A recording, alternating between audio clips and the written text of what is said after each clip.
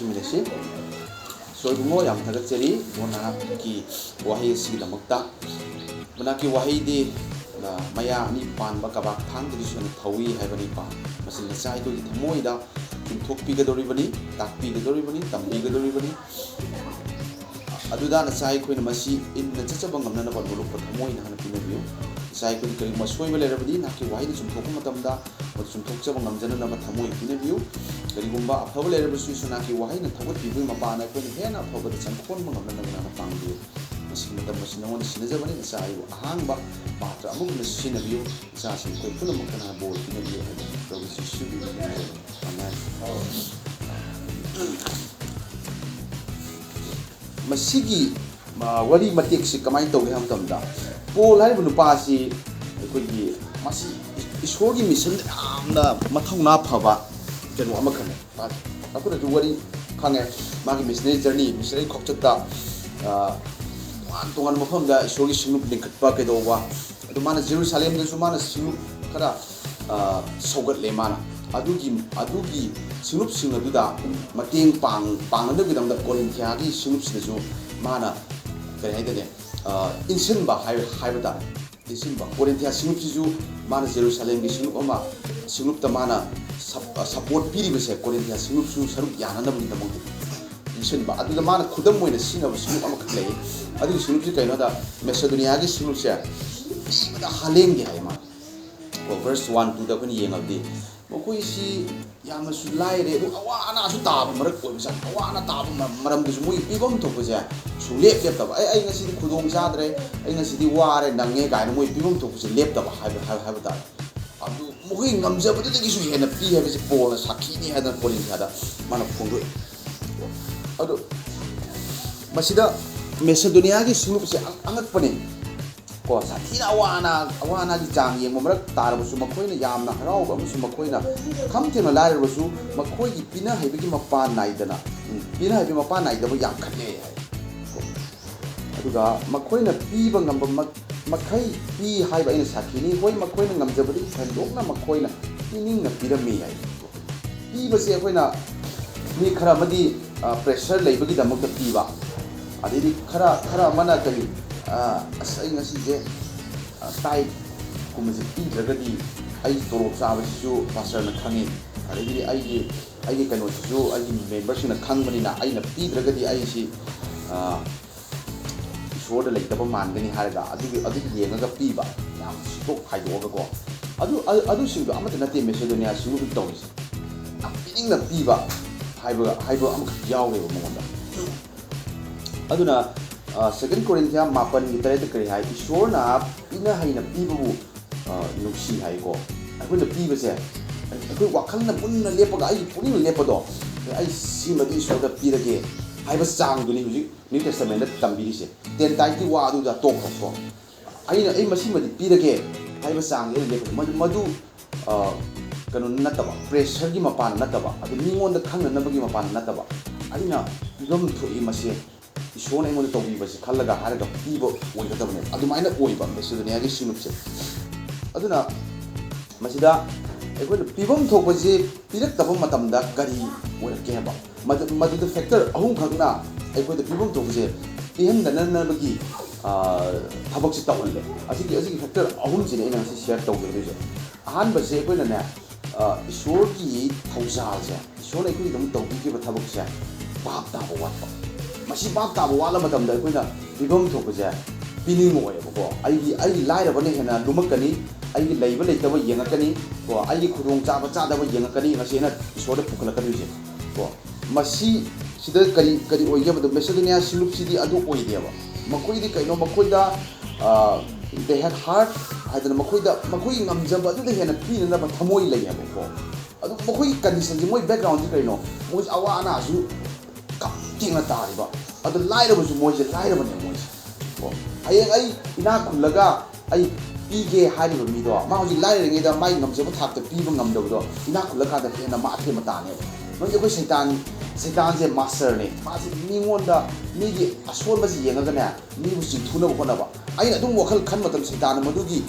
motive to sin na ne ba ko tumi nang hoji kai lai nang ching lai ju ne de nang si pitho ga nang horen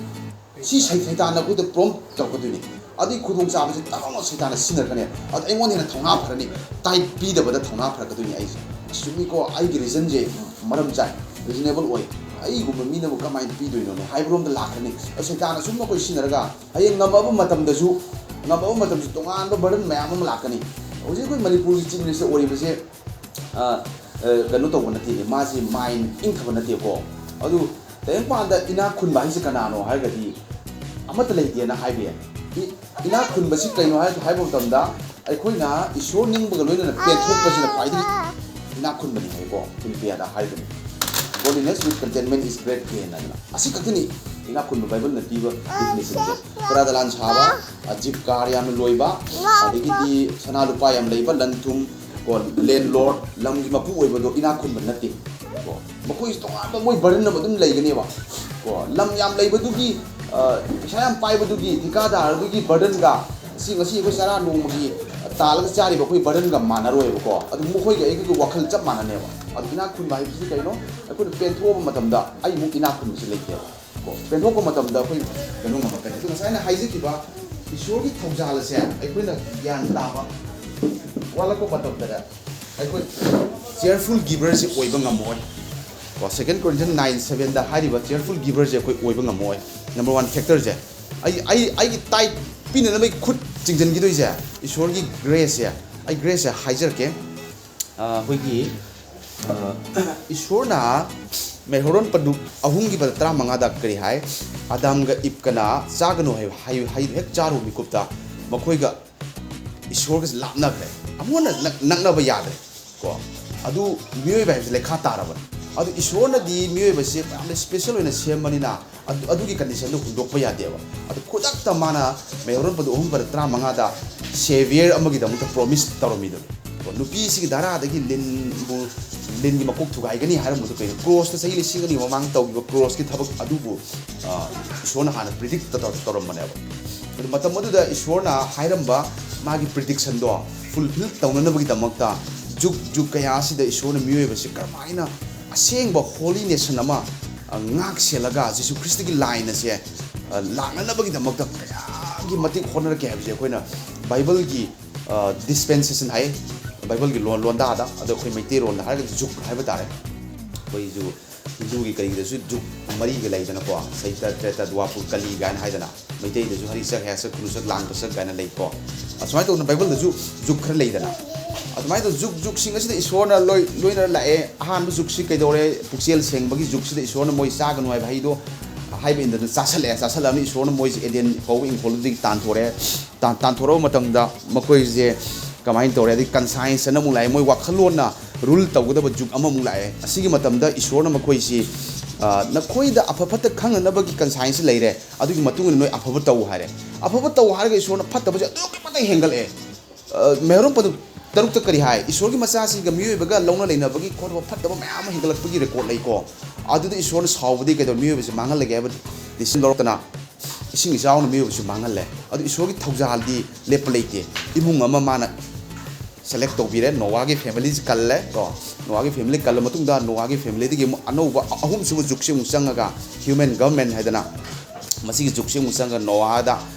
आदम इब्द पीबि याथंग अदु माइना मु पीरे नखोई पृथ्वी सिन थुंगना संदोकजौ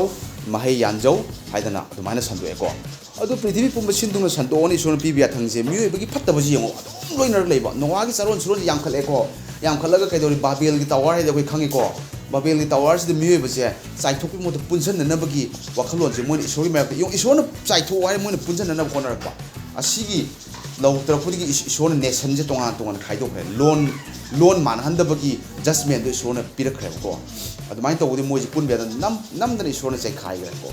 अदुमाइन तौबना अदुगी फत्तब nation फत्तब समाजगी मरक्तगी ईश्वरना Abraham हाइबा इमुंग अमबु मिसक अमा खक्सि माना call तौरे मदुई पांदमनि canoe मागे माना Seng Holi nation अमा आई preserve तौरगे elect तौरगे फत्तब मयामजिगी पारा तंबिननब अफब जाति अमा सेंगलगे हाइ वखलोन माना अब्राहम हाइबसे इलेक्ट तौरगा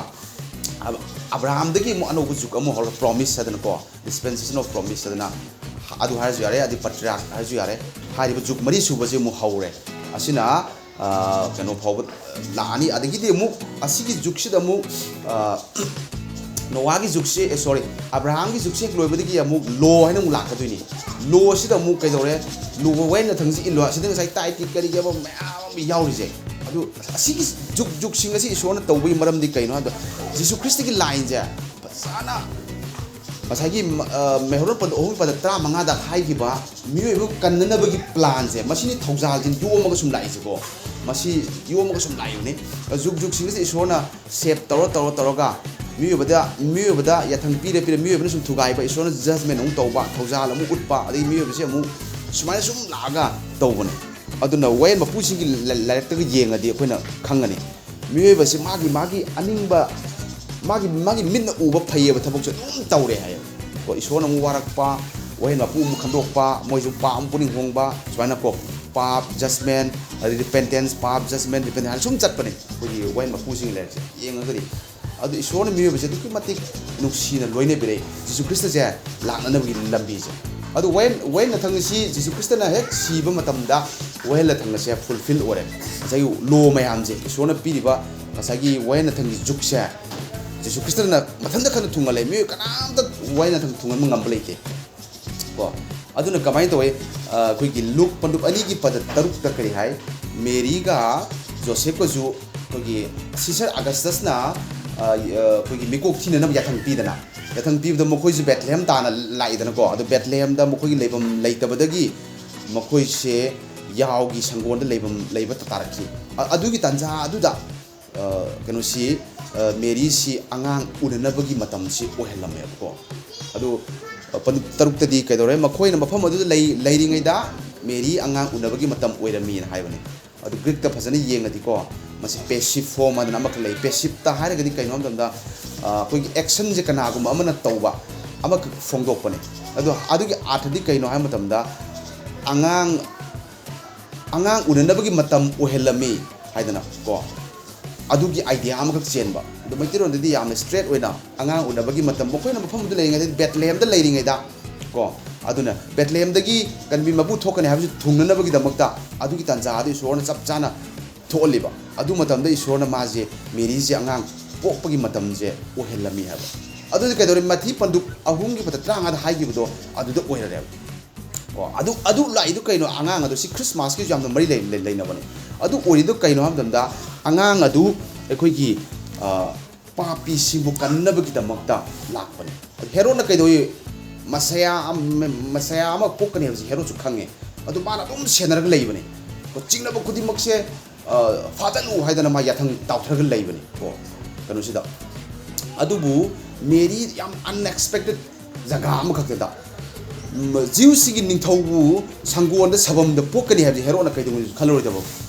ꯀꯩꯅꯣ ꯑꯃꯈꯛꯅꯦꯕ ꯏꯁꯣꯔꯒꯤ ꯄ꯭ꯂꯥꯟꯁꯤ ꯌꯦꯡꯉꯣ ꯊꯧꯖꯥꯜ ꯑꯁꯦ ꯐꯖꯅ ꯐꯨꯜꯐꯤꯜ ꯇꯧꯅꯅꯕꯒꯤꯗꯃꯛꯇ ꯁꯤꯆꯨꯋꯦꯁꯟꯁꯤꯡꯁꯦ ꯃꯥꯅ ꯁꯤꯖꯤꯟꯅꯩꯌꯦꯕ ꯁꯤꯁꯔ ꯑꯒꯁꯇꯁꯅ ꯃꯤꯀꯣꯛ ꯊꯤꯅꯅꯕꯒꯤꯗꯃꯛꯇ ꯌꯥꯊꯪ ꯇꯥꯎꯊꯍꯜꯂꯤꯁꯤꯁꯨ ꯏꯁꯣꯔꯅ ꯃꯥꯒꯤ ꯌꯥꯊꯪꯗꯨꯒ ꯂꯣꯏꯅꯅ ꯏꯁꯣꯔꯅ ꯁꯤꯖꯤꯟꯅꯕꯅꯤ ꯃꯔꯝꯗꯤ ꯁꯤꯒꯤ ꯑꯉꯥꯡ ꯄꯣꯛꯄꯒꯤ ꯇꯥꯟꯖꯥꯁꯤ ꯑꯣꯏꯅꯅꯕꯒꯤꯗꯃꯛꯇ ꯀꯣ ꯍꯤꯁꯇ꯭ꯔꯤꯁꯦ ꯏꯁꯣꯔꯅ ꯁꯤꯖꯤꯟꯅꯕꯅꯤ ꯀꯣ ꯑꯗꯨꯃꯥꯏꯅ ꯇꯧꯗꯅ ꯉꯁꯥꯏꯒꯤ ꯀꯩꯅꯣꯁꯤ ꯑꯣꯏꯔꯦ ꯑꯗꯨꯒ ꯒꯂꯥꯇꯤꯌꯥ 3:3ꯗ ꯀꯔꯤ ꯍꯥꯏ when the fullness time has come ꯀꯣ ꯑꯗꯨꯅ ꯑꯩꯈꯣꯏꯁꯤ ꯏꯁꯣꯔ ꯄꯣꯛꯄꯒꯤ ꯑꯆꯥꯕ ꯃꯇꯝ ꯑꯗꯨ ꯑꯣꯏꯔꯛꯈ꯭ꯔꯦ ꯋꯥꯌꯦꯜ ꯊꯪꯒꯤ ꯃꯈꯥ ꯄꯣꯟꯕ ꯑꯩꯈꯣꯏꯁꯤ ꯋꯥꯌꯦꯜ ꯊꯪꯒꯤ ꯀꯟꯅꯅꯕ ꯍꯥꯏꯗꯅ ꯒꯂꯥꯇꯤꯌꯥ 3:3ꯗꯁꯨ ꯌꯥꯎꯕꯅꯤ ꯑꯁꯤꯒꯤ ꯇꯥꯟꯖꯥ ꯑꯁꯤ ꯏꯁꯣꯔꯅ ꯑꯣꯏꯍꯜꯂꯤꯅꯤ ꯑꯗꯨ ꯏꯁꯣꯔꯒꯤ ꯊꯕꯛ ꯑꯃꯈꯛꯁꯦ ꯑꯩꯈꯣꯏ ꯎꯕ ꯐꯪꯉꯤ ꯀꯣ ꯃꯁꯤꯒꯤ ꯊꯧꯖꯥꯜ ꯑꯁꯦ ꯑꯩꯈꯣꯏꯅ ꯈꯪꯗꯕ ꯏꯁꯣꯔꯅ ꯀꯔꯤ ꯍꯥꯏ 2 Corinthians 8:9ꯁꯦ ꯑꯃꯨꯛꯇꯪ ꯄꯥꯔꯛꯀꯦ 2 Corinthians 8:9ꯁꯤꯗ ꯀꯔꯤ ꯍꯥꯏ ꯌꯦꯡꯉꯣ ꯌꯥꯝ ꯐꯖꯕꯅꯤ ꯃꯁꯤ ꯉꯁꯥꯏ ꯑꯩꯅ ꯄꯥꯈꯠꯈꯤꯕ ꯄꯦꯁꯦꯖꯇꯨꯅꯤ ꯃꯈꯥꯗ ꯍꯥꯏꯇꯥꯔꯦ ꯃꯔꯝꯗꯤ ꯅꯈꯣꯏꯅ ꯑꯩꯈꯣꯏꯒꯤ ꯏꯕꯨꯡꯉꯣ ꯖꯤꯁꯨ ꯈ꯭ꯔꯤꯁꯇꯒꯤ ꯊꯧꯖꯥꯜ ꯑꯗꯨ ꯈꯪꯉꯤ ꯃꯗꯨꯗꯤ ꯏꯕꯨꯡꯉꯣꯅ ꯂꯥꯏꯔꯕꯒꯤ ꯃꯄꯥꯅ ꯅꯈꯣꯏꯅ ꯏꯅꯥꯛ ꯈꯨꯟꯕ ꯑꯣꯏꯅꯅꯕ ꯃꯍꯥꯛꯅ ꯏꯅꯥꯛ ꯈꯨꯜꯂꯕꯁꯨ ꯅꯈꯣꯏꯒꯤ ꯃꯔꯝꯒꯤꯗꯃꯛ ꯂꯥꯏꯔꯕ ꯑꯣꯏꯔꯛꯂꯦ ꯍꯥꯏ ꯌꯦꯡꯉꯣ ꯏꯁꯣꯔꯁꯤ ꯏꯅꯥꯛ ꯈꯨꯟꯕꯅꯤꯅꯦ ꯅꯤꯡꯊꯧ ꯃꯆꯥꯅꯦ ꯃꯤꯅꯥꯏ ꯑꯃꯒꯨꯝꯅ ꯄꯣꯛꯏꯅꯦ ꯏꯅꯥꯛ ꯈꯨꯟꯕꯅꯦ ꯂꯥꯏꯔꯕ ꯑꯃꯒꯨꯝꯅ ꯄꯣꯛꯏꯅꯦ ꯀꯔꯤꯒꯤꯗꯃꯛꯇ ꯅꯪ ꯑꯩꯒꯤꯗꯃꯛꯇ ꯁꯔꯒꯒꯤ ꯐꯝꯕꯥꯜ ꯅꯨꯡꯉꯥꯏꯔꯕ ꯊꯥꯗꯣꯛꯑꯒ ꯄꯥꯞꯀꯤ ꯅꯝꯊꯤꯕ ꯄꯥꯊꯤ ꯀꯣꯝꯊꯤꯒꯤ ꯁꯪꯁꯥꯔꯁꯤꯗ ꯃꯥ ꯂꯥꯛꯏꯅꯤ ꯃꯤ ꯑꯣꯏꯅ ꯄꯣꯛ ꯂꯥꯛꯏꯅꯤ ꯀꯔꯤꯒꯤꯗꯃꯛꯇ ꯅꯪ ꯑꯩꯒꯤ ꯅꯝꯊꯤꯕ ꯅꯪ ꯑꯩꯒꯤ ꯄꯥꯞ ꯅꯪ ꯑꯩꯒꯤ ꯂꯥꯏꯔꯕꯗꯣ ꯏꯅꯥꯛ ꯈꯨꯜꯍꯟꯅꯅꯕ ꯀꯣꯟꯅꯅꯕꯒꯤꯗꯃꯛꯇ ꯃꯥꯁꯦ ꯂꯥꯛꯏꯕꯅꯤ ꯑꯗꯨꯛ ꯆꯥꯎꯕ ꯊꯕꯛ ꯑꯃ ꯏꯁꯣꯔꯅ ꯑꯩꯈꯣꯏꯒꯤꯗꯃꯛꯇ ꯇꯧꯕꯤꯔꯤꯅꯦꯕ ꯃꯁꯤꯒꯤ ꯊꯧꯖꯥꯜ ꯑꯁꯦ ꯑꯩꯈꯣꯏꯅ ꯈꯪꯗꯕ ꯃꯇꯝꯗꯅꯦ ꯈꯪꯐꯝ ꯊꯣꯛꯅ ꯈꯪꯗꯕ ꯃꯇꯝꯗ ꯑꯩꯈꯣꯏꯅ ꯀꯗꯥꯏꯗꯒꯤ ꯇꯥꯏꯠ ꯄꯨꯈꯠꯅꯤꯡꯕ ꯍꯥꯏ ꯁꯨꯡꯄꯨ ꯄꯨꯈꯠꯅꯤꯡꯉꯔꯣꯏꯗꯕ ꯁꯤꯒꯤ ꯊꯧꯖꯥꯜꯁꯤ ꯌꯥꯝ ꯃꯨꯟꯅ ꯚꯥꯞ ꯇꯥꯕ ꯇꯥꯏ ꯑꯩꯖꯥ ꯄꯗꯨ 50-60 ꯀꯔꯤ ꯍꯥꯏ ꯃꯍꯥꯛꯀꯤ ꯆꯩꯐꯝꯗ ꯑꯩꯈꯣꯏ ꯑꯅꯥꯕꯁꯤꯡ ꯐꯍꯜꯂꯦ ꯍꯥꯏꯗ꯭ꯔꯥ ꯃꯉꯣꯟꯗ ꯐꯨꯕꯤꯈꯤꯕ ꯆꯩꯐꯝ ꯃꯉꯣꯟꯗ ꯇꯥꯈꯤꯕ ꯗꯥꯛꯐꯝ ꯃꯥꯅ ꯊꯦꯡꯅꯈꯤꯕ ꯀꯜꯕꯔꯤ ꯀ꯭ꯔꯣꯁꯇ ꯊꯦꯡꯅꯈꯤꯕ ꯑꯋꯥꯕ ꯌꯦꯡꯉꯨꯅꯦ ꯒꯦꯁꯦꯃꯅꯤ ꯏꯪꯈꯣꯜꯗ ꯃꯥ ꯄ꯭ꯔꯊꯅꯥ ꯇꯧꯗ꯭ꯔꯣ ꯃꯤꯑꯣꯏꯕ ꯑꯃ ꯑꯣꯏꯅ ꯏꯁꯣꯔ ꯅꯍꯥꯛꯀꯤ ꯑꯅꯤꯡꯕ ꯂꯩꯔꯕꯗꯤ ꯂꯥꯛꯀꯗꯕ ꯀꯞ ꯑꯁꯤ ꯑꯩꯉꯣꯟꯗꯒꯤ ꯂꯧꯊꯣꯛꯄꯤꯌꯨ ꯍꯥꯏꯗꯅ ꯃꯥ ꯄ꯭ꯔꯊꯅꯥ ꯇꯧꯏꯀꯣ ꯑꯗꯨ ꯊꯦꯡꯅꯒꯗꯕ ꯑꯋꯥꯕꯁꯦ ꯑꯗꯨꯛꯀꯤ ꯃꯇꯤꯛ ꯆꯥꯡꯗꯝꯅꯤꯡꯉꯥꯏ ꯂꯩꯇꯕ ꯑꯋꯥꯕꯅꯦꯕ ꯑꯗꯨ ꯁꯤ ꯃꯥꯁꯨ ꯃꯤꯑꯣꯏꯕ ꯑꯃ ꯑꯣꯏꯅ ꯃꯥ ꯀꯤꯌꯦꯕ ꯃꯤꯑꯣꯏꯕ ꯑꯃ ꯑꯣꯏꯅ ꯃꯥ ꯆꯩꯅꯥꯗꯣ ꯇꯜꯂꯦꯕ ꯀꯣ ꯑꯗꯨꯕꯨ ꯏꯁꯣꯔꯒꯤ ꯑꯅꯤꯡꯕꯗ ꯁꯤꯟꯅꯩꯗꯅ ꯃꯥ ꯏꯁꯣꯔꯅ ꯃꯥꯒꯤ ꯄ꯭ꯔꯊꯅꯥꯗꯣ ꯀꯩꯅꯣ ꯇꯧꯕ ꯅꯠꯇꯦ ꯃꯥꯗꯤ ꯁꯤꯅꯅꯕꯒꯤꯗꯃꯛꯇ ꯃꯄꯥꯅ ꯍꯥꯏꯕ ꯏꯟꯕꯗꯨ ꯀ꯭ꯔꯣꯁ ꯁꯤꯕ ꯐꯥꯎꯕ ꯏꯜꯂꯦ ꯍꯥꯏꯕꯅꯤ ꯀꯔꯤꯒꯤꯗꯃꯛꯇꯅꯣ ꯃꯤꯑꯣꯏꯕꯁꯤ ꯀꯟꯗꯕ ꯌꯥꯗꯕ ꯃꯤꯑꯣꯏꯕꯁꯤ ꯄꯥꯞꯇ ꯆꯠꯂꯤꯕꯁꯦ ꯑꯋꯥꯕꯗ ꯇꯥꯔꯤꯕꯁꯦ 1 Peter 2:12 ꯀꯔꯤ ꯍꯥꯏ ꯃꯥꯒꯤ ꯆꯩꯐꯝꯅ ꯑꯩꯈꯣꯏꯒꯤ ꯑꯅꯥꯕ ꯐꯍꯜꯂꯦ ꯐꯍꯜꯂꯤꯕ ꯃꯔꯝꯁꯤ ꯀꯔꯤꯒꯤꯅꯣ ꯑꯩꯈꯣꯏꯁꯤ ꯌꯥꯎ ꯃꯆꯥ ꯑꯃꯒꯨꯝꯅ ꯂꯝ ꯁꯦꯔꯥꯟꯅꯔꯝꯃꯤ ꯍꯥꯏ ꯁꯤꯗ ꯍꯥꯏꯔꯤꯕ ꯑꯥꯏꯗꯤꯌꯥꯗꯤ ꯀꯔꯤꯅꯣ ꯂꯝ ꯁꯦꯔꯥꯟꯅꯕ ꯍꯥꯏꯁꯤ ꯀꯩꯅꯣ ꯉꯁꯥꯏ ꯑꯦꯗꯦꯟ ꯏꯪꯈꯣꯜꯗ ꯑꯩꯈꯣꯏꯅ ꯍꯩ ꯆꯥꯔꯒ ꯏꯁꯣꯔꯗꯒꯤ ꯂꯥꯞꯊꯣꯛꯈꯤꯕ ꯃꯔꯤꯁꯦ ꯑꯩꯈꯣꯏꯁꯦ ꯏꯁꯣꯔꯗꯒꯤ ꯁꯨꯝ ꯂꯥꯞꯄ ꯁꯨꯝ ꯆꯠꯈ꯭ꯔꯕꯅꯤ ꯀꯣ ꯏꯁꯣꯔꯁꯦ ꯑꯩꯈꯣꯏꯅ ꯊꯤꯔꯛꯄꯁꯦ ꯉꯝꯗ꯭ꯔꯦ ꯀꯩꯗꯧꯉꯩꯗꯁꯨ ꯑꯩꯈꯣꯏ ꯑꯐꯕꯅ ꯉꯝꯃꯔꯣꯏꯗꯕ ꯏꯁꯣꯔ ꯃꯁꯥꯃꯛ ꯂꯥꯛꯑꯒ ꯊꯤꯔꯤꯕ ꯑꯗꯨꯅ ꯑꯩꯈꯣꯏꯒꯤ ꯊꯧꯖꯥꯜ ꯑꯁꯤ ꯌꯥꯝ ꯃꯌꯦꯛ ꯁꯦꯡꯅ ꯈꯪꯕ ꯃꯊꯧ ꯇꯥꯏ ꯍꯥꯏꯁꯦ ꯊꯧꯖꯥꯜ ꯍꯥꯏꯕꯁꯤ ꯀꯩꯅꯣ ꯑꯟꯃꯦꯔꯤꯇꯦꯠ ꯐꯦꯚꯔ ꯍꯥꯏ ꯑꯩꯈꯣꯏꯅ ꯐꯪꯐꯝ ꯁꯨꯡꯊꯣꯛ ꯊꯣꯛꯇꯕꯁꯤ ꯏꯁꯣꯔꯅ ꯑꯩꯈꯣꯏꯗ ꯂꯦꯝꯅ ꯄꯤꯔꯤꯅꯤ ꯀꯩꯅꯣ ꯑꯩꯈꯣꯏꯅ ꯇꯧꯈꯤꯕ ꯐꯠꯇꯕ ꯄꯥꯞ ꯑꯗꯨꯒꯤꯗꯃꯛꯇꯗꯤ ꯑꯩꯈꯣꯏꯁꯤ ꯅꯣꯔꯣꯛꯁꯦ ꯃꯇꯤꯛ ꯆꯥꯕꯅꯦꯕ ꯅꯣꯔꯣꯛꯁꯦ ꯑꯩꯈꯣꯏꯒꯤꯗꯃꯛ ꯃꯇꯤꯛ ꯆꯥꯕꯅꯦ ꯀꯣ ꯅꯣꯔꯣꯛꯁꯦ ꯀꯩꯒꯤꯗꯃꯛꯇ ꯁꯦꯝꯃꯦ ꯁꯩꯇꯥꯟꯒꯤꯗꯃꯛꯇ ꯁꯦꯝꯕꯅꯦ ꯁꯩꯇꯥꯟꯒꯤ ꯃꯇꯨꯡ ꯏꯜꯂꯨꯔꯕ ꯁꯩꯇꯥꯟꯅ ꯍꯥꯏꯕ ꯏꯜꯂꯨꯔꯗꯤ ꯃꯥꯒꯤ ꯂꯩꯐꯝꯗ ꯑꯩꯈꯣই ꯆꯠꯐꯝ ꯊꯣꯛꯇ꯭ꯔꯣ ꯀꯣ ꯃꯥꯒꯤ ꯂꯩꯐꯝꯗ ꯑꯩꯈꯣꯏ ꯆꯠꯐꯝ ꯊꯣꯛꯄꯅꯦꯕ ꯑꯗꯨꯗꯒꯤ ꯏꯁꯣꯔꯅ ꯀꯟꯕꯤꯅꯅꯕ ꯊꯧꯔꯥꯡꯁꯦ ꯃꯥꯅ ꯇꯧꯔꯤꯅꯦꯕ ꯖꯨꯛ ꯈꯨꯗꯤꯡꯃꯛꯁꯦ ꯏꯁꯣꯔꯅ ꯃꯤꯑꯣꯏꯕꯁꯦ ꯄꯥꯞ ꯆꯦꯜꯂꯕ ꯃꯤꯑꯣꯏꯕꯁꯦ ꯋꯥꯔꯛꯑꯒ ꯖꯤꯁꯨ ꯈ꯭ꯔꯤꯁꯇꯒꯤ ꯂꯥꯏꯟꯁꯦ ꯀꯣ ꯁꯥꯒꯠꯂꯛꯏꯅꯦ ꯗꯦꯕꯤꯠꯀꯤ ꯂꯥꯏꯟꯗꯒꯤ ꯀꯔꯤꯗꯒꯤ ꯃꯌꯥꯝ ꯑꯃ ꯇꯧꯔꯒ ꯖꯤꯁꯨ ꯈ꯭ꯔꯤꯁꯁꯦ ꯄꯣꯛꯄ ꯐꯥꯎꯁꯦ ꯏꯁꯣꯔꯅ ꯁꯥꯒꯠꯂꯛꯏꯅꯦ ꯖꯤꯁꯨ ꯈ꯭ꯔꯤꯁꯇ ꯄꯣꯛꯄ ꯃꯇꯝꯗ ꯖꯦꯅꯦꯁꯤꯁ 3:15ꯒꯤ ꯐꯨꯜꯐꯤꯜꯃꯦꯟꯗꯣ ꯑꯣꯏꯔꯕꯅꯦ ꯂꯨꯛ 2:2ꯗ ꯃꯗꯨꯒꯤ ꯐꯨꯜꯐꯤꯜꯃꯦꯟ ꯑꯣꯏꯔꯕꯅꯦ ꯀꯣ ꯑꯗꯨꯅ ꯈ꯭ꯔꯤꯁꯃꯥꯁ ꯍꯥꯏꯕꯁꯤꯗꯤ ꯉꯁꯥꯏꯒꯤ ꯃꯦꯔꯤꯒ ꯖꯣꯁꯦꯐꯀꯅ ꯕꯦꯊꯂꯦꯍꯦꯝꯗ ꯂꯩꯔꯤꯉꯩ ꯃꯇꯝꯗ ꯃꯦꯔꯤꯅ ꯑꯉꯥꯡ ꯎꯅꯕꯒꯤ ꯄꯨꯡꯐꯝ ꯑꯣꯏꯍꯜꯂꯝꯃꯤ ꯍꯥꯏꯗꯣ ꯑꯗꯨꯒꯤ ꯃꯇꯝꯗꯨꯅ ꯌꯥꯝꯅ ꯏꯝꯄꯣꯔꯇꯦꯟꯁ ꯑꯦ ꯇꯥꯏꯝ ꯐꯣꯔ ꯁꯥꯜꯚꯦꯁꯟ ꯍꯥꯏꯕꯅꯦ 2 Corinthians 6:2ꯗ 2 Corinthians 6:2ꯗ ꯀꯌꯥ ꯌꯦꯡꯉꯨꯀꯣ ꯁꯤꯗ 6:2ꯁꯤꯗ ꯌꯦꯡꯉꯣ ꯌꯥꯕꯤꯈꯤꯕ ꯃꯇꯝꯗ ꯑꯩꯅ ꯅꯍꯥꯛꯄꯨ ꯇꯥꯕꯤꯔꯦ ꯑꯔꯥꯟ ꯈꯨꯕꯝꯒꯤ ꯅꯨꯃꯤꯠꯇ ꯑꯩꯅ ꯅꯍꯥꯛꯄꯨ ꯄꯥꯡꯕꯤꯔꯦ ꯑꯔꯥꯟ ꯈꯨꯕꯝꯒꯤ ꯅꯨꯃꯤꯠ ꯍꯥꯏꯁꯦ ꯕꯥꯏꯕꯜꯗ ꯃꯇꯝ ꯑꯁꯤ ꯑꯍꯨꯝ ꯊꯣꯛꯅ ꯂꯩꯕꯅꯦ ꯖꯤꯁꯨ ꯈ꯭ꯔꯤꯁꯇ ꯂꯥꯛꯄ ꯃꯇꯝ ꯑꯃ ꯑꯅꯤꯁꯨꯕ ꯂꯥꯛꯄ ꯃꯇꯝ ꯑꯃ ꯑꯅꯤꯁꯤꯒꯤ ꯃꯔꯛꯇ ꯑꯔꯥꯟ ꯈꯨꯕꯝꯒꯤ ꯃꯇꯝ ꯍꯥꯏꯕ ꯑꯃ ꯂꯩꯔꯦꯕꯀꯣ ꯑꯗꯨ ꯈ꯭ꯔꯤꯁꯃꯥꯁꯁꯤ ꯑꯗꯨꯅꯤ ꯀꯣ ꯈ꯭ꯔꯤꯁꯃꯥꯁꯀꯤ ꯋꯥꯍꯟꯊꯣꯛꯁꯤ ꯑꯇꯩ ꯀꯔꯤꯝꯇ ꯅꯠꯇꯦ ꯑꯔꯥꯟ ꯈꯨꯕꯝꯒꯤ ꯃꯇꯝ ꯑꯗꯨꯅꯤ ꯀꯣ ꯑꯗꯨꯅ ꯑꯩꯅ ꯁꯤꯗ ꯄꯨꯖꯔꯛꯄꯒꯤ ꯑꯥꯔꯊꯗꯤ ꯀꯩꯅꯣ ꯉꯁꯥꯏꯒꯤ ꯑꯍꯥꯟꯕꯗ ꯑꯩꯅ ꯍꯥꯏꯖꯈꯤꯕꯗꯣ ꯑꯩꯈꯣꯏꯅ ꯄꯤꯅꯤꯡꯉꯛꯇꯕ ꯃꯇꯝꯗꯅꯦ ꯏꯁꯣꯔꯒꯤ ꯊꯧꯖꯥꯜꯁꯦ ꯑꯩꯈꯣꯏꯅ ꯃꯃꯜ ꯂꯩꯇꯅ ꯈꯜꯂꯛꯄ ꯏꯁꯣꯔꯅ ꯑꯩꯈꯣꯏꯒꯤꯗꯃꯛꯇ ꯇꯧꯕꯤꯈꯤꯕ ꯊꯕꯛꯁꯦ ꯑꯩꯈꯣꯏꯅ ꯚꯥꯞ ꯇꯥꯕ ꯋꯥꯠꯄ ꯀꯣ ꯑꯗꯨꯗꯒꯤ ꯊꯣꯛꯑꯦꯕ ꯑꯗꯨꯗꯤ ꯁꯩꯇꯥꯟꯅ ꯑꯩꯈꯣꯏꯒꯤ ꯋꯥꯈꯜꯂꯣꯟꯗ ꯁꯤꯟꯅꯕ ꯑꯩꯈꯣꯏꯒꯤ ꯋꯥꯈꯜꯂꯣꯟꯗꯤ ꯑꯇꯩ ꯀꯔꯤꯝꯇ ꯅꯠꯇꯦ ꯑꯩ ꯍꯧꯖꯤꯛ ꯈꯨꯗꯣꯡ ꯆꯥꯗ꯭ꯔꯤ ꯑꯩ ꯏꯆꯥ ꯅꯥꯔꯤ ꯍꯤꯗꯥꯛ ꯂꯩꯅꯕ ꯄꯩꯁా ꯂꯩꯇꯦ ꯑꯩꯅ ꯍꯧꯖꯤꯛ ꯄꯤꯗꯧꯕ ꯇꯥꯏꯠꯁꯤꯅ ꯍꯣꯔꯦꯟ ꯏꯆꯥ ꯍꯤꯗꯥꯛ ꯂꯩꯔꯗꯤ ꯏꯆꯥꯁꯦ ꯀꯟꯒꯗꯣꯏꯅꯤ ꯀꯣ ꯑꯗꯒꯤꯗꯤ ꯑꯩꯒꯤ ꯍꯣꯔꯦꯟ ꯄꯣꯄꯥꯡ ꯃꯤꯒꯤ ꯂꯨꯍꯣꯡꯕꯒꯤ ꯄꯣꯄꯥꯡꯁꯨ ꯂꯩꯇꯅ ꯇꯥꯏꯠ ꯄꯤꯊꯣꯛꯑꯗꯤ ꯀꯃꯥꯏꯅ ꯇꯧꯅꯤ ꯁꯤ ꯑꯩꯒꯤ ꯔꯤꯖꯟ ꯃꯌꯥꯝꯅꯤ ꯑꯗꯨ ꯁꯩꯇꯥꯟꯅ ꯁꯤꯖꯤꯟꯅꯔꯛꯀꯗꯣꯏꯅꯦꯕ ꯀꯣ ꯍꯧꯖꯤꯛ ꯅꯪꯅ ꯑꯆꯥꯕ ꯃꯇꯝꯅꯤ ꯈꯟꯗ꯭ꯔꯕꯗꯤ ꯇꯨꯡꯗꯁꯨ ꯁꯩꯇꯥꯟꯅ ꯑꯆꯥꯕ ꯃꯇꯝ ꯁꯨꯡꯄꯤ ꯄꯤꯔꯔꯣꯏ ꯑꯗꯨꯝ ꯁꯤꯖꯤꯟꯅꯈ꯭ꯔꯅꯦꯕ ꯑꯩꯈꯣꯏꯁꯦ ꯑꯗꯨꯝ ꯂꯥꯏꯊꯣꯛꯑ ꯑꯗꯨꯝ ꯂꯩꯈ꯭ꯔꯅꯦꯕꯀꯣ ꯍꯣꯔꯦꯟ ꯍꯌꯦꯡ ꯑꯗꯨ ꯇꯧꯔꯒ ꯑꯩ ꯏꯆꯥꯅ ꯊꯕꯛ ꯇꯧꯔꯒ ꯑꯩꯅ ꯑꯗꯨ ꯇꯧꯔꯒ ꯑꯁꯨꯃꯥꯏꯅ ꯑꯗꯨꯝ ꯌꯩꯊꯣꯛꯑꯒ ꯂꯩꯔꯅꯦꯕ ꯍꯧꯖꯤꯛꯁꯤꯅꯤ ꯇꯥꯏꯝ ꯐꯣꯔ ꯁꯥꯜꯚꯦꯁꯟ ꯍꯥꯏꯗꯅ ꯉꯁꯥꯏꯒꯤ ꯍꯥꯏꯔꯤꯗꯣ ꯍꯧꯖꯤꯛꯁꯤꯗ ꯅꯪꯅ ꯄꯤꯕ ꯉꯝꯃꯕꯗꯤ ꯂꯨꯈ꯭ꯔꯥꯕꯤꯒꯤ ꯁꯦꯡꯈꯥꯏꯗꯣ ꯑꯩꯈꯣꯏꯅ ꯈꯪꯉꯦꯗꯅ ꯌꯤꯁꯨꯅ ꯄꯥꯟꯗꯝ ꯇꯧꯔ ꯍꯥꯏꯕꯗꯣ ꯑꯇꯩꯅ ꯃꯌꯥꯝ ꯑꯃ ꯄꯤ ꯈꯧꯖꯥꯎ ꯑꯗꯨꯒ ꯂꯨꯈ꯭ꯔꯥꯕꯤꯗꯨꯅ ꯇꯦꯡ ꯂꯥꯎꯅ ꯄꯩꯁꯥ ꯀꯣꯏꯟ ꯑꯃ ꯊꯥꯗꯔꯝꯕꯗ ꯀꯅꯥꯅ ꯈ꯭ꯋꯥꯏꯗꯒꯤ ꯍꯦꯟꯅ ꯄꯤ ꯍꯥꯏꯕꯗ ꯁꯦꯕꯣꯛꯁꯤꯡꯗ ꯃꯥꯅ ꯍꯪꯉꯤꯗꯣ ꯂꯨꯈ꯭ꯔꯥꯕꯤꯗꯨꯅ ꯍꯦꯟꯅ ꯄꯤꯔꯦꯕ ꯃꯥꯒꯤ ꯂꯩꯖꯕꯗꯣ ꯄꯤꯔꯤꯅꯦꯕ ꯂꯩꯖꯕꯗꯨꯅꯤ ꯑꯩꯈꯣꯏꯅ ꯍꯥꯏꯁꯦ ꯑꯗꯣ ꯑꯩꯈꯣꯏꯅ ꯃꯤꯒ ꯀꯝꯄꯤꯌꯔ ꯇꯧꯕꯁꯨ ꯌꯥꯗꯦ ꯊꯕꯛ ꯇꯧꯕ ꯄꯦꯇ꯭ꯔꯣꯜ ꯃꯌꯥꯝ ꯆꯥꯕ ꯃꯤꯗꯨꯅ ꯃꯌꯥꯝ ꯑꯃ ꯄꯤ ꯑꯗꯣ ꯑꯩꯗꯤ ꯈꯖꯤꯛꯇ ꯐꯪꯕ ꯑꯩꯅ ꯈꯖꯤꯛꯇ ꯀꯠꯄꯁꯦ ꯃꯁꯥꯅ ꯇꯥꯕ ꯑꯩꯒꯤ ꯉꯝꯖꯕꯗ ꯑꯗꯨ ꯃꯦꯁꯣꯗꯣꯅꯤꯌꯥ ꯁꯤꯡꯅꯨꯄꯤ ꯀꯔꯤ ꯍꯥꯏ ꯃꯈꯣꯏꯅ ꯀꯠꯄ ꯉꯝꯕꯗꯒꯤꯁꯨ ꯕꯤꯌꯣꯟꯅꯦꯕ ꯃꯣꯏꯅ ꯄꯤꯔꯤꯁꯦ ꯑꯗꯨꯅ ꯉꯁꯥꯏꯒꯤ ꯇꯥꯏꯠꯀꯤ ꯀꯟꯁꯦꯞꯇꯣ ꯑꯩꯈꯣꯏ ꯅ꯭ꯌꯨ ꯇꯦꯁꯇꯥꯃꯦꯟꯗ ꯂꯩꯇꯦ ꯍꯥꯏꯕꯒꯤ ꯋꯥꯅꯤ ꯑꯗꯣ ꯑꯩꯈꯣꯏꯅ ꯅ꯭ꯌꯨ ꯇꯦꯁꯇꯥꯃꯦꯟꯗ ꯀꯠꯀꯗꯕꯁꯤꯗꯤ 10 ꯇꯥꯏꯠꯇꯒꯤ ꯁꯔꯨꯛ ꯌꯥꯝꯅ ꯍꯦꯟꯈ꯭ꯔꯦꯕ ꯏꯆꯤꯟꯅꯥꯎꯁꯦ ꯑꯩꯅ ꯍꯥꯏꯅꯤꯡꯕꯁꯦꯀꯣ 10 ꯇꯥꯏꯠꯇꯨꯗꯤ ꯑꯥꯗ ꯂꯩꯍꯧꯈ꯭ꯔꯦ ꯃꯔꯝꯗꯤ ꯑꯩꯈꯣꯏꯗꯤ ꯊꯧꯖꯥꯜ ꯑꯃ ꯂꯦꯝꯅ ꯐꯪꯗ꯭ꯔꯕꯅꯤ나 ꯖꯤꯁꯨ ꯈ꯭ꯔꯤꯁꯇꯒꯤ ꯊꯧꯖꯥꯜꯁꯦ ꯃꯄꯥꯟ ꯅꯥꯏꯗꯦꯕ ꯐꯥꯔꯁꯤꯒꯤ ꯀꯣꯡꯉꯣꯏ ꯂꯧꯊꯣꯛꯄꯤꯕ ꯃꯇꯝꯗ ꯃꯥꯅ mana khanggadabsi kainone mangonda harawgadabsi kainone ko paisa lupanaga leiba ngamgadam nate madi harawdo adu chap manabane isogi thawjalase aduna khoi kalline adu masigi isogi thawjalje koina pakonna taraba matamda isogi damakta aina ngasi pirise mi yengusu yade pasada pibusu nate hoi masi khoi church ki administration ki makha yam pole church aduna phajana paisa handle tawdo matamda ai member sing na heta puge haje piba ade ama tawse tawba khotpa ade tawba matamda ne tai phajana sangne pining handadabi masak amasu oi church ki administration ki makha jam pole ai khoi ki singlup se ahan ba ai wangu ki church hai ha batare ahan badane sen je kamai tawe kaino mai tawje pusan naraga kaidong naraga tawna haina thoktana tawrom basilu ama khane hoji ai hek lakpadagi kaidore church ki paisa ji pubo khotpe wakhalon ja amatta chelandre adu tight ki maramda phajana ina thagot padi hoise koi businessman ngatani thabak taw amta leite ko adum hafta gi kale ko di hafta amada lupa lising tariet ki mata tara ki mata tum kale ko tha da di yam yang re akoi kam ji aduna ji koi church hanana gi plan tawre ko aduna ji koi church ki paisa je upumung da dum kanu ko phai kar ga lei adu kanam da madu udre hanadi church ki paisa adu lere mogi personal problem lak church ti pu ji ne pu sekati ka tanai pu tongnaram ba singapore ju nataba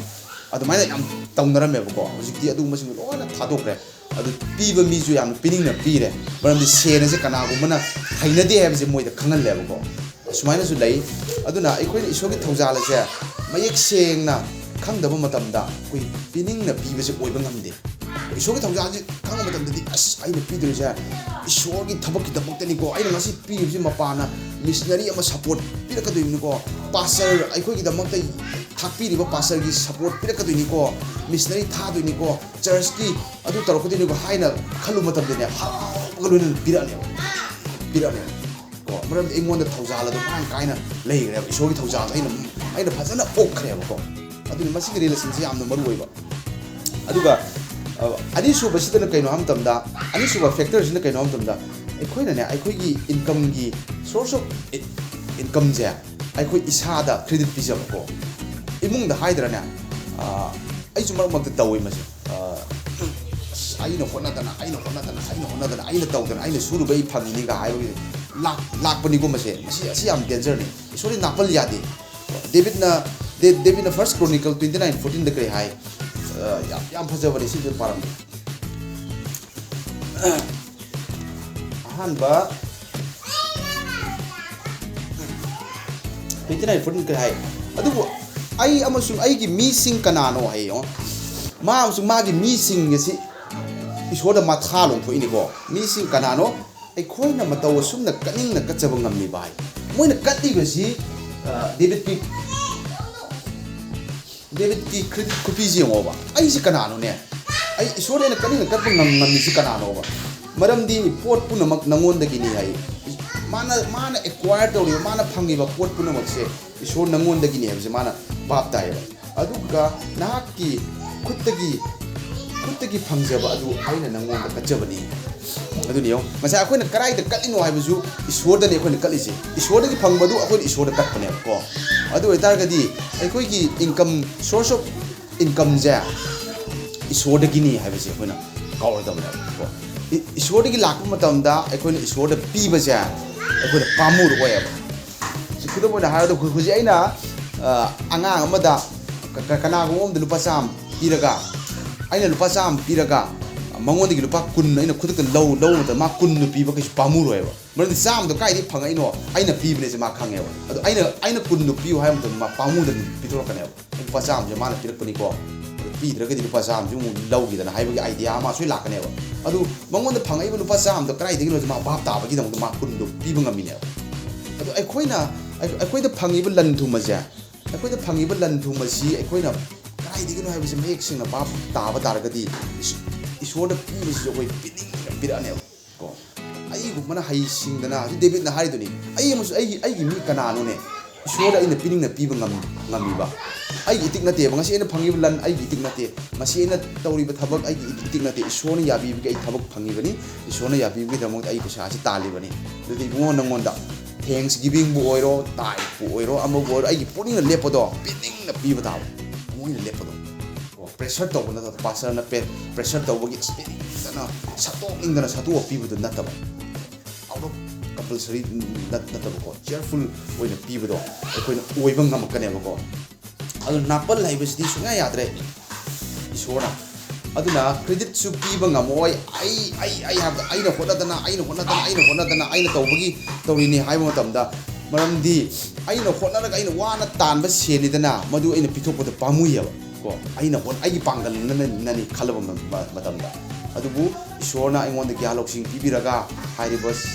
ꯂꯟ ꯊꯨꯝ ꯑꯁꯦ ꯑꯩꯉꯣꯟꯗ ꯂꯥꯛꯄꯅꯤꯀꯣ ꯍꯥꯏꯕ ꯃꯇꯝꯗ ꯃꯉꯣꯟꯗ ꯑꯃꯨꯛ ꯄꯤꯕꯅꯤ ꯈꯜꯂꯒ ꯄꯤꯕꯁꯦ ꯄꯥꯝꯃꯨꯕ ꯂꯩꯔꯣꯏꯕ ꯑꯗꯨ ꯅꯥꯄꯜꯗꯁꯨ ꯑꯩꯈꯣꯏꯅ ꯊꯥꯗꯣꯛꯄ ꯇꯥꯏ ꯁꯣꯂꯣꯃꯣꯟꯅ ꯄ꯭ꯔꯣꯚꯥꯕꯁ 3:8 ꯀꯔꯤ ꯍꯥꯏ honour your God with your wealth ꯍꯥꯏ ꯅꯍꯥꯛꯀꯤ ꯂꯟ ꯊꯨꯝ ꯑꯗꯨꯅ ꯏꯁꯣꯔꯕꯨ ꯏꯀꯥꯏ ꯈꯨꯝꯅꯧ ꯍꯥꯏ ꯄ꯭ꯔꯣꯚꯥꯕꯁ 3:8 ꯀꯣ ꯑꯗꯨꯅꯤ ꯑꯩꯈꯣꯏꯅ ꯏꯁꯣꯔꯗ ꯄꯤꯔꯤꯕꯁꯤꯁꯨ ꯏꯁꯣꯔꯕꯨ ꯏꯀꯥꯏ ꯈꯨꯝꯅꯕ ꯎꯠꯂꯤꯕꯅꯦꯕ ꯑꯗꯨ ꯑꯩꯒꯤ ꯏꯟꯀꯝ ꯑꯗꯨ ꯑꯩ ꯏꯁꯥꯅ ꯍꯣꯠꯅꯖꯕꯅꯤ ꯍꯥꯏꯕ ꯃꯇꯝꯗ ꯏꯁꯣꯔ ꯏꯀꯥꯏ ꯈꯨꯝꯅꯕꯁꯦ ꯑꯩꯈꯣꯏꯗ ꯂꯩꯕ ꯉꯝꯃꯛꯇꯦꯕ ꯀꯩꯗꯧꯅꯁꯨ ꯉꯝꯃꯣꯏ ꯃꯔꯝꯗꯤ ꯑꯩ ꯍꯥꯏꯕꯁꯦ ꯑꯗꯨꯝ ꯂꯩꯈ꯭ꯔꯕꯅꯤꯗꯅꯀꯣ ꯑꯗꯨ ꯏꯁꯣꯔꯕꯨ ꯏꯀꯥꯏ ꯈꯨꯝꯅꯕꯁꯦ ꯂꯥꯞꯊꯣꯔꯛꯀꯅꯦꯕ ꯁꯥꯝꯁ 24:1ꯁꯨ ꯀꯔꯤ ꯍꯥꯏ ꯑꯩꯈꯣꯏꯅ ꯂꯣꯏꯅ ꯈꯪꯉꯕꯅꯤ मालेम पृथ्वी ईश्वरगिनी लेरिबा पुनमक्सी ईश्वरगिनी है ईश्वरगी ngakane asi akoinadi akoina khaluragadi masi kenogumna khan angang masagi wakhalgumna khanbako asi asengbani ईश्वरना akoina ईश्वरबु थाजरबदी नंग अहिंग ईश्वर ngasi जीसु क्रिस्तबु थाजरबदी मसिजु नंग थाजबम पृथ्वी जी ईश्वर मागिनी है माइ खोबाम ले मधुकी वखल अकोina चेलबा मतमदा akoina ईश्वर पीबसे ngakane अदुदा अखोगी चिंगनी सिंगना करी हाय याम सुंबा चिंगनी सिंगना हायबसे अस मैतैदा टाइप की मेसेज पीगनुदा हाय मखोई चाफत खिनी हाय बाप ताबर मसे हायदि चिंगनी सिंगु याम चाफलेदना मणिपुर दे चान कइदा लंगरे मोजे कथोपसे ओइने हेलकपा मैतै सिंग मरक्ता मिशनरी थाबा कइदौबा सिंगसे मोइने दे हेले अदु मोइने हायजे कइनो पीरगा फंगबने हेले मोइ खंगरे पीरगा फंगबे हेले हाय अदु x कुनगी कुथा मंगादा करे हाय it is more blessed to give than receive हाय हायदना x कुनगी कुथा मंगादा पीबदि हेना फंगबने हेना बोर फंग सॉरी फंगबदि पिथोकपसिने हेना बोर की मसकनी हायबा फंगबुदिने पिथोकपसिने हेना बोर की मसकनी हाय अदु बनियन इबा अमखक मागी कनोदा अमखक हारमे the more we cast away the more he had hai akoina langthoiba makai akoina hena phangi hai masi idea di karino ha matamda akoina ne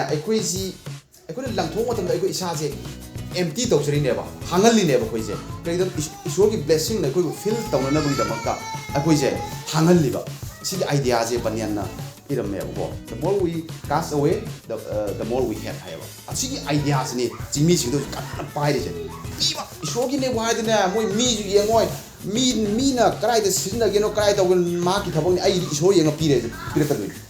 O the मैदै सिना ने मिशनरी की दमक त लो पैसा न मोय की हेक लनाई हेत चना थोप के दो ब्लेसिंग जे मैदै सु वाट पा चिंगनी इदि कइनो आइगोन द पिरे बिसे इशो येंग पिरावने इशोगी नि थला बाकी दम आइना लाना सिनबदि मोय उरो द अखोय मैदै गिदि आइना पिदुइसि नोंगोन द पिबा मा ना मु करी लेथोकदि कमाय तौबा सिजु उसिलुदुइनेबा खुपीजे मो मैदैगिदि मा ना उसियंग वाथोकदि कमाय तौबा को पीबा मिजिजु तोंगालेबा मैदैदि को अदुगो चिंगनी सिंगदि कइनो इशोरगी दमुका इशोर येंग पिरे नंग कइदे सिनगेनो सिनेबा माइदि को अदुना मैदै सिंग चिंगनी सिंग हाइदो मैदै मरक्ता टाइपकी मेसेज पिगनुदा हाय अदु मोइजि फत्तमोंदि यावरिबा फत्तमदि कइनो मैदै चाखलहनिंद्रिबा को असी आइडिया अमसु अइना उबो फंगबा हाइतार तसेंगमदि कइनो पीरगा अखोइना पिथोक हेना फंगी हाइबे आइडिया जे मयाम थगोचनिंगने को असिने अदुन ईश्वरना अखोइदा हेना फील तौरकदुइनेबा अखोइना पिथोक मतमदा अखोइजे एम्प्टी तौजरिनेबा को अदुगा आइजे फैक्टर अनि सुरे अखोइगी कनोसे अदुगा अहुम सुबा फैक्टर सिना कइनो हाइम मतमदा अखोइना पीबसे अखोइना पीबसी राइट अखोइना लैबा लैतबा अदु येंगा अखोइना पीगदबा नते तो इसोदा पीबसे आई लैरगा पीबा लैतगा तोपा अदु नते ꯄꯤꯒꯗꯕꯁꯤ ꯏꯁꯣꯔꯗ ꯄꯤꯒꯗꯕꯁꯤꯗꯤ ꯀꯩꯅꯣ ꯄꯤꯐꯝ ꯊꯣꯛꯄꯅꯤ ꯀꯣ ꯑꯗꯨꯅ ꯃꯦꯁꯦꯗꯣꯅꯤꯌꯥꯒꯤ ꯁꯤꯡꯂꯨꯞꯅ ꯂꯥꯏꯔꯔꯕꯁꯨ ꯑꯋꯥ ꯑꯅꯥ ꯇꯥꯔꯕꯁꯨ ꯄꯤꯔꯤꯁꯦ ꯄꯪꯄꯤꯗ ꯄꯤꯔꯤꯁꯦ ꯀꯣ ꯑꯗꯨ ꯃꯁꯤꯗꯒꯤ ꯑꯩꯈꯣꯏꯅ ꯇꯝꯖꯒꯗꯕꯅꯦꯕꯀꯣ ꯑꯗꯨꯅ ꯂꯣꯏꯁꯤꯜꯂꯛꯄꯗ ꯑꯩꯅ ꯍꯥꯏꯖꯅꯤꯡꯕꯁꯤ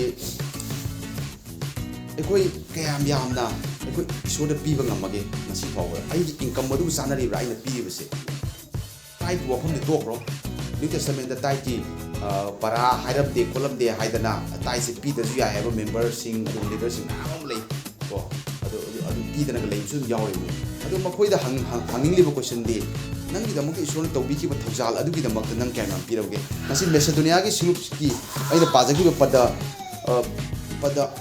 ꯇꯔꯦꯠꯁꯤꯗ ꯊꯧꯖꯥꯜ ꯍꯥꯏꯅ ꯑꯍꯨꯝꯂꯛ ꯄꯟꯕꯅꯦ ꯄꯗ ꯑꯃꯗ ꯌꯦꯡꯉꯣ ꯏꯆꯤꯟ ꯏꯅꯥꯎꯁꯥ ꯃꯦꯁꯦꯗꯣꯅꯤꯌꯥꯗ ꯂꯩꯕ ꯁꯤꯡꯂꯨꯞꯁꯤꯡꯗ ꯄꯤꯈꯤꯕ ꯏꯁꯣꯔꯒꯤ ꯊꯧꯖꯥꯜ ꯑꯗꯨ ꯑꯩꯈꯣꯏꯅ ꯅꯈꯣꯏꯗ ꯈꯪꯍꯟꯖꯔꯤ ꯊꯧꯖꯥꯜ ꯍꯥꯏꯕ ꯑꯃ ꯄꯜꯂꯦ ꯁꯤꯗꯩꯁꯤꯗ ꯄꯗ ꯇꯔꯨꯛꯇ ꯃꯔꯝ ꯑꯗꯨꯅ ꯇꯤꯇꯥꯅ ꯍꯥꯟꯅ ꯍꯧꯈ꯭ꯔꯕꯒꯨꯝꯅ ꯊꯧꯖꯥꯜꯒꯤ ꯊꯕꯛ ꯑꯗꯨ ꯑꯣꯏꯌꯣ ꯁꯤꯗ ꯑꯃꯨꯛ ꯊꯧꯖꯥꯜꯒꯤ ꯊꯕꯛ ꯑꯃꯨꯛ ꯍꯥꯏꯔꯦ ꯑꯗꯨꯒ ꯄꯗ ꯇꯔꯦꯠꯀꯤ ꯑꯔꯣꯏꯕꯁꯤꯗ ꯃꯥꯅ ꯀꯔꯤ ꯍꯥꯏ ꯌꯦꯡꯉꯣ ꯃꯔꯝ ꯑꯗꯨꯅ ꯅꯈꯣꯏꯅ ꯍꯤꯔꯝ ꯈꯨꯗꯤꯡꯗ ꯍꯥꯏꯕꯗꯤ ꯊꯥꯖꯕꯗ ꯈꯥꯏꯗꯣꯛꯄꯗ ꯑꯗꯨꯒ ꯈꯪꯕꯗ ꯆꯦꯛꯁꯤꯟꯅ ꯄꯨꯝꯅꯃꯛꯇ ꯑꯃꯁꯨꯡ ꯅꯈꯣꯏꯅ ꯏꯁꯣꯔꯕꯨ ꯅꯨꯡꯁꯤꯕ ꯑꯗꯨ ꯃꯔꯥꯡ ꯀꯥꯏꯕꯒꯨꯝꯅ ꯏꯁꯣꯔꯗ ꯅꯈꯣꯏ ꯃꯔꯥꯡ ꯀꯥꯏꯅ ꯂꯩꯕ ꯑꯗꯨꯒꯨꯝꯅ ꯊꯧꯖꯥꯜ ꯑꯁꯤꯗꯁꯨ ꯅꯈꯣꯏꯅ ꯃꯔꯥꯡ ꯀꯥꯏꯕ ꯑꯣꯏꯌꯨ ꯍꯥꯏꯗꯣ ꯊꯧꯖꯥꯜ ꯑꯁꯤꯗꯁꯨ ꯍꯥꯏꯅ ꯃꯥꯅ ꯄꯣꯏꯟ ꯇꯧꯔꯤꯁꯤ ꯀꯩꯅꯣ ꯑꯩꯈꯣꯏ ꯈꯨꯗꯤꯡꯃꯛꯁꯤ ꯏꯁꯣꯔꯒꯤ ꯊꯧꯖꯥꯜ ꯐꯪꯉꯕꯗꯤ ꯀꯣ ꯑꯩꯈꯣꯏꯒꯤ ꯖꯦꯅꯔꯣꯁꯤꯇꯤꯁꯦ ꯑꯩꯈꯣꯏ ꯄꯨꯛꯆꯦꯜ ꯆꯥꯎꯕꯁꯦ ꯂꯩꯐꯝ ꯊꯣꯛꯑꯦꯕ ꯄꯨꯛꯆꯦꯜ ꯆꯥꯎꯕꯁꯦ ꯑꯩꯈꯣꯏ ꯂꯩꯒꯗꯕꯅꯤ ꯏꯁꯣꯔꯅ ꯑꯩꯈꯣꯏꯗ ꯄꯤꯕꯤ ꯖꯤꯁꯨ ꯈ꯭ꯔꯤꯁꯇꯒꯤ ꯑꯦꯛꯖꯥꯝꯄꯜꯁꯦ ꯑꯩꯈꯣꯏ ꯂꯧꯒꯗꯕꯅꯦꯕ ꯄꯗ ꯃꯥꯄꯟꯗ ꯍꯥꯏꯔꯗꯅ ꯏꯅꯥꯛ ꯈꯨꯟꯕ ꯃꯥꯁꯦ ꯑꯩꯈꯣꯏꯒꯤꯗꯃꯛꯇ ꯂꯥꯏꯔꯕ ꯑꯣꯏꯔꯤꯅꯦꯕ ꯂꯥꯏꯔꯕ ꯑꯣꯏꯅ ꯂꯥꯛꯈ꯭ꯔꯤꯅꯦꯕꯀꯣ ꯑꯗꯨ ꯖꯤꯁꯨ ꯈ꯭ꯔꯤꯁꯇꯒꯤ ꯑꯦꯛꯖꯥꯝꯄꯜꯁꯦ ꯑꯩꯈꯣꯏ ꯂꯧꯒꯗꯕꯅꯤ ꯑꯗꯨ ꯀꯌꯥ ꯌꯥꯝꯅ ꯑꯩ ꯗꯤꯁꯥꯏꯠ ꯇꯧꯔꯕꯒꯦ ꯑꯩ ꯏꯁꯣꯔꯗ ꯄꯤꯕꯒꯤꯗꯃꯛ ꯁꯤꯡꯂꯨꯞꯇ ꯄꯤꯕꯒꯤꯗꯃꯛ ꯑꯩ ꯃꯤ ꯌꯦꯡꯉ ꯄꯤꯔꯤꯕ꯭ꯔꯥ ꯄꯥꯁꯇꯔꯅ ꯀꯔꯝꯍꯥꯏꯅ ꯁꯦꯟꯁꯦ ꯁꯤꯖꯤꯟꯅꯔꯤ ꯍꯥꯏꯅ ꯄꯤꯔꯤꯕ꯭ꯔꯥ ꯌꯦꯡꯉꯒ ꯄꯤꯔꯤꯕ꯭ꯔꯥ ꯀꯣ ꯃꯁꯤ ꯑꯩꯈꯣꯏ ꯌꯥꯝ ꯃꯨꯟꯅ ꯋꯥꯈꯜ ꯇꯧꯕ ꯃꯊꯧ ꯇꯥꯏ ꯑꯩꯈꯣꯏꯒꯤ ꯅꯨꯡꯗ ꯖꯤꯁꯨ ꯈ꯭ꯔꯤꯁꯇꯅ ꯄꯥꯜꯂꯕꯗꯤ giving should not be an issue ꯍꯥꯏꯕꯀꯣ ꯖꯤꯁꯨ ꯈ꯭ꯔꯤꯁꯇꯅ ꯑꯩꯈꯣꯏꯒꯤ ꯅꯨꯡꯗ ꯄꯥꯜꯂꯕꯗꯤꯅꯦ ꯄꯤꯕꯁꯦ ꯏꯁꯨ ꯑꯣꯏꯐꯝ ꯁꯨꯡꯊꯣꯛ ꯊꯣꯛꯇꯦ ꯃꯤ ꯑꯃꯒꯤ ꯄꯨꯟꯁꯤꯗ ꯏꯁꯨ ꯍꯥꯏꯕꯗꯤ ꯀꯩꯅꯣ ꯄꯤꯒꯨꯝꯁꯤꯔꯥ ꯍꯥꯏꯕꯒꯤ ꯏꯁꯨꯁꯦ ꯂꯩꯐꯝ ꯁꯨꯡꯊꯣꯛ ꯊꯣꯛꯇꯦꯕ ꯄꯤꯒꯗꯕꯅꯦꯕ ꯖꯤꯁꯨꯅ ꯑꯩꯈꯣꯏꯒꯤ ꯅꯨꯡꯗ ꯂꯩꯕ ꯑꯣꯏꯇꯥꯔꯗꯤ ꯖꯤꯁꯨꯅ ꯑꯩꯈꯣꯏ ꯅꯨꯡꯗ ꯂꯩꯕ ꯍꯥꯏꯕꯁꯤ ꯀꯩꯅꯣ ꯉꯁꯥꯏ ꯖꯤꯁꯨꯒꯤ ꯊꯧꯖꯥꯜ ꯑꯁꯦ ꯑꯩꯈꯣꯏꯅ ꯂꯧꯁꯤꯟꯈꯤꯕ ꯇꯥꯔꯒꯗꯤ ꯑꯗꯨ ꯀꯩꯒꯨꯝꯕ ꯑꯩꯈꯣꯏꯗ ꯃꯁꯤꯒꯤ ꯏꯁꯨꯁꯦ ꯆꯤꯌꯔꯐꯨꯜ ꯒꯤꯚꯔꯁꯤ ꯑꯣꯏꯕ ꯉꯝꯗꯕꯒꯤ ꯏꯁꯨꯁꯦ ꯑꯩꯈꯣꯏꯅ ꯂꯩꯔꯕꯗꯤ ꯑꯆꯧꯕ ꯀꯣꯏꯁꯟ ꯑꯁꯤꯗꯤ ꯀꯩꯅꯣ ꯖꯤꯁꯨ ꯈ꯭ꯔꯤꯁꯇ ꯅꯍꯥꯛꯀꯤ ꯊꯃꯣꯏꯗ ꯂꯩꯔꯕ꯭ꯔꯥ ꯍꯥꯏꯕꯁꯤ ꯅꯪ ꯅꯧꯅ ꯄꯣꯛꯕ꯭ꯔꯥ ꯍꯥꯏꯕꯒ ꯆꯞ ꯃꯥꯟꯅꯩꯕ ꯀꯣ